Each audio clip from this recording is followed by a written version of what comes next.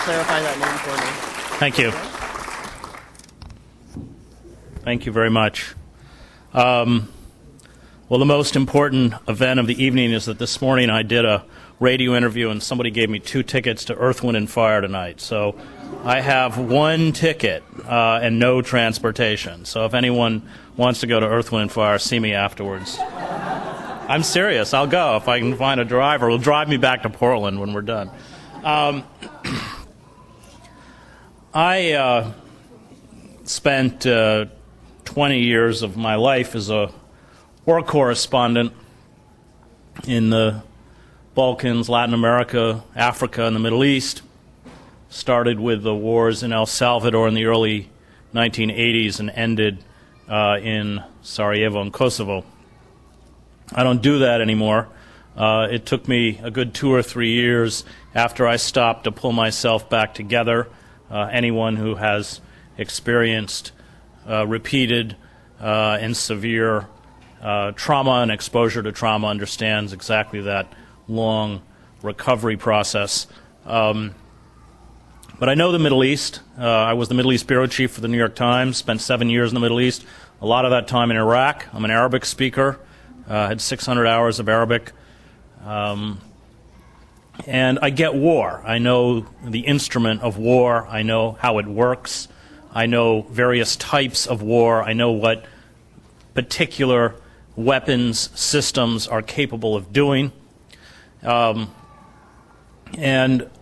one of the great frustrations, I was in the build-up to this war, I had my first book, War is a Force That Gives Us Meaning, had come out. That was the fall of 2002, and inevitably I would be asked, as on the book tour, which was extensive because, of course, it was unbeknownst to me when I began the book, had become extremely topical. I didn't know when I began writing the book that we were going to actually be, the country was going to be propelled forward into an invasion and occupation. And I would be asked about the arguments put forward by the Bush administration and, frankly, almost everyone universally all across the political spectrum for the invasion and occupation of Iraq. If you remember, even people like David Remnick, the editor of The New Yorker, coined the term reluctant hawk. There were very, very few dissenters, certainly within the mainstream. I'm well aware on the grassroots that there were dissenters. But among the sort of chattering classes, there weren't many. And but I think if you took, let's say, the roughly 10,000 Arabists in this country, and by that I mean people who have lived for a prolonged period of time in the Middle East and speak Arabic, I don't think you could have found more than a dozen that thought invading and occupying Iraq was a good idea. And I include all the Arabists in the State Department, the intelligence community, and the Pentagon. The idea that the democracy would be implanted in Baghdad and emanate outwards across the Middle East, the idea that we would be greeted as liberators, the idea that the oil revenues would pay for the reconstruction of Iraq were utopian, and utopian in the Thomas More sense of the word. He coined the word 1518. It literally means no place. I'm deeply anti-utopian. I wrote a book called I Don't Believe in Atheists, which is really going after utopians who use the language of scientific rationalism.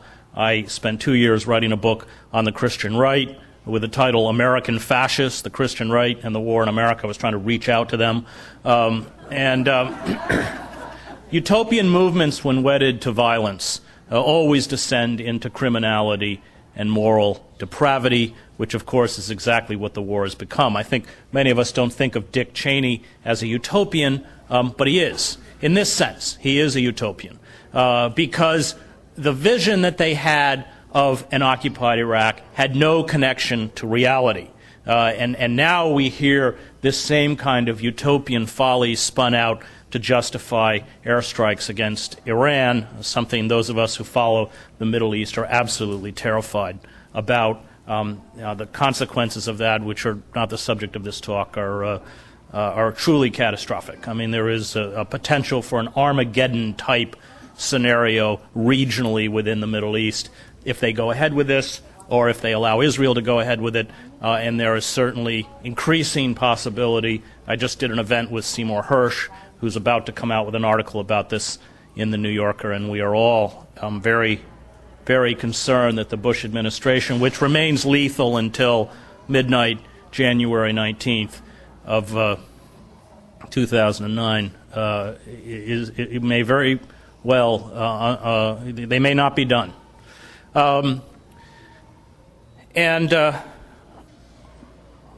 The occupation of Iraq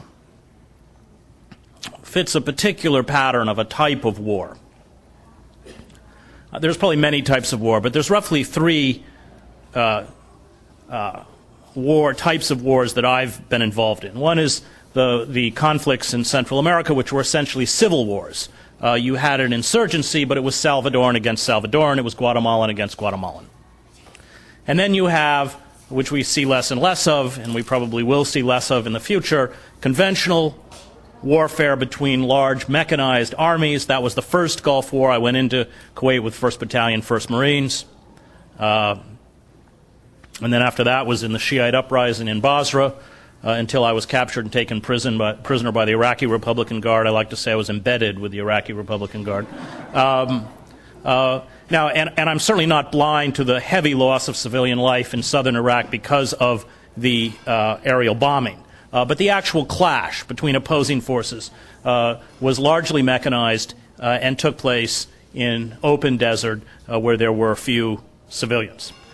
The third type of war, which is characteristic of the war in Iraq, is the most venal and the dirtiest type of war, and that is foreign occupation, where foreign forces go in to a country where they don't speak the language, they're culturally, socially, historically illiterate, and they attempt to impose their will by force. They speak exclusively in the language of force.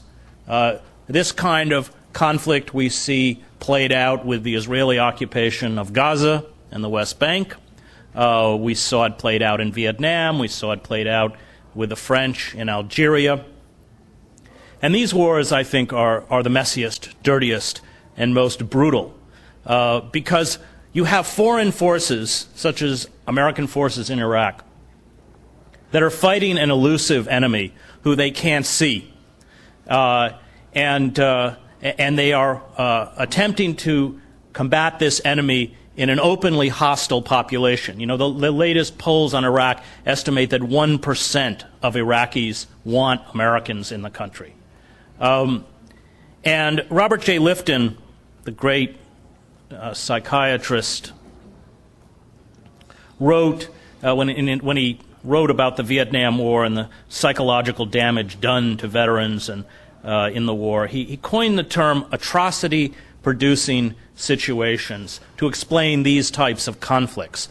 Atrocity-producing situations, he said, are situations where there is a short psychological leap from viewing everyone around you as hostile to viewing everyone around you as the enemy, and therefore, since they are the enemy, armed or unarmed, they become legitimate targets, especially after your unit has suffered casualties or fatalities.